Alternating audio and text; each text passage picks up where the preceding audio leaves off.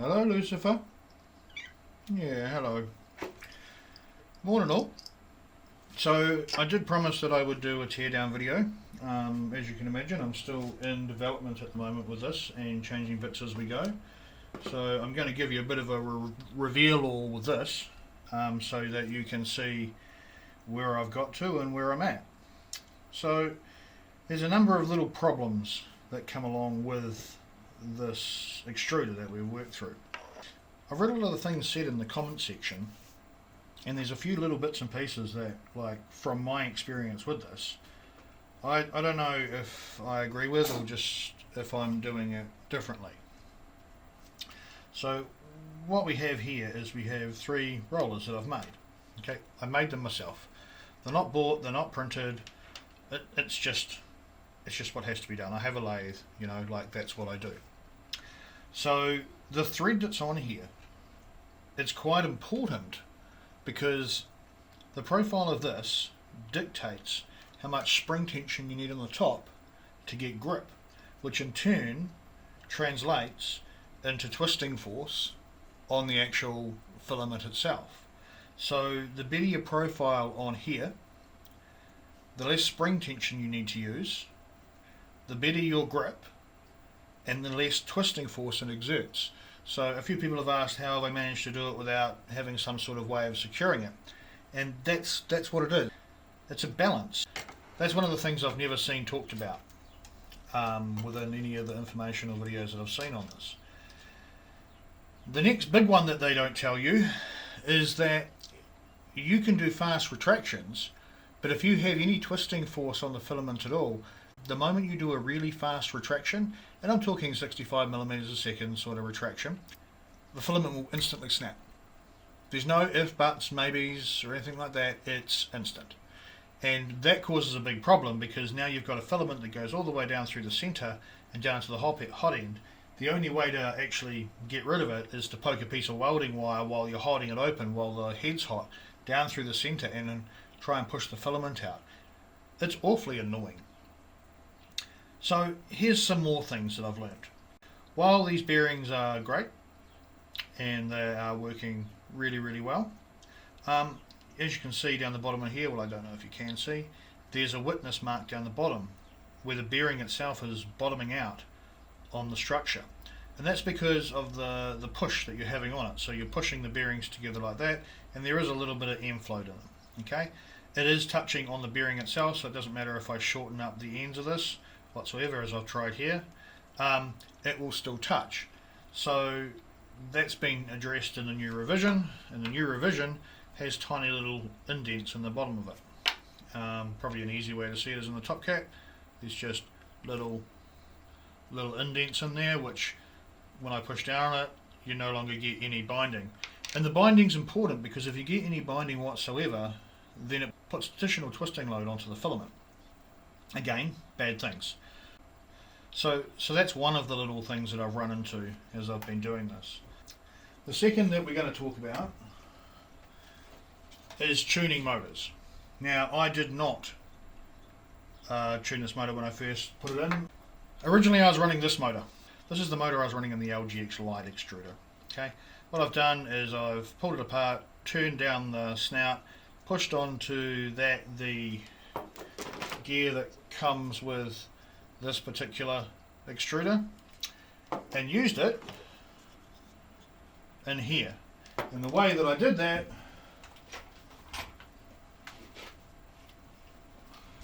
was I built an offset casing so that the casing was offset by the difference in diameter between the 2 cogs. So I still got good engagement onto the back of the LGX.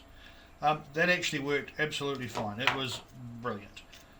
The only thing I didn't like about it was the weight, and that's it. Like this new server, this new BLDC I've got here, actually anti-cogs up really, really nicely, and you can get it quite slow without cogging occurring.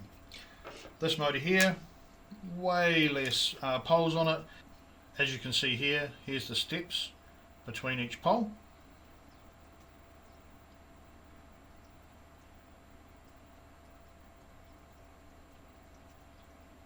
And if I grab my new replacement motor, because I'm not putting that other one back together so you can see it. So this is as the motor comes. Get some cap screws and a nut, some more cap screws. Oh! And look at that. A couple more circlips. I don't think I got that in the last package. You get a nose end and the pieces that go on that. Let the jokes ensue about what that actually looks like. And then you get the motor itself. So this one's brand new, out of the package, it was sealed. This is exactly as it comes. No modifying, no nothing. Solid shaft. So when we compare the two motors, we hold this. This is our steps.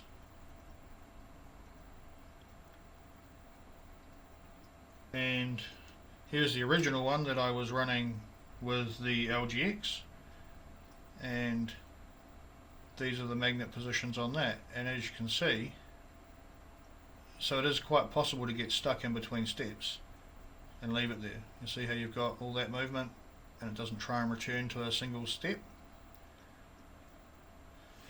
I believe that's what causes you problems with the anti-cogging. Versus this one here, the steps are also, between poles are much closer together, and it's much more locked between poles. It's like I've got to put quite a bit more force on it, and when I do let it go, it returns back by itself. So when I did the tuning for this one, the current rating is quite a bit higher. This one's current rating is about 18 amps, and this one's maximum for like 5 seconds rating, I think it's 5 seconds, is 10 amps. It cooked, and when it cooked, it caught fire. It was quite dramatic. I didn't catch it on film because it basically happened within a very short time of having it on there.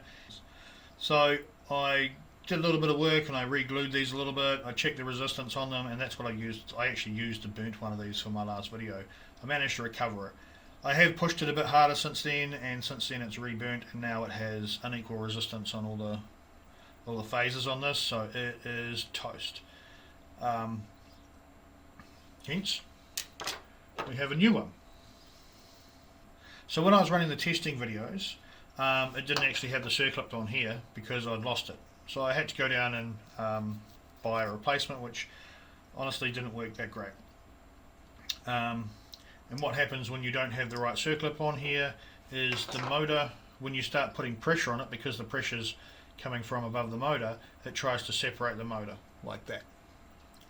And that was causing a little bit of inaccuracy when I started to go faster as the pressure came on. So as there was pressure building up, this would lift, basically creating an accumulator between the point of push and the nozzle itself. So when you stop retracting, just a little bit more would come out afterwards.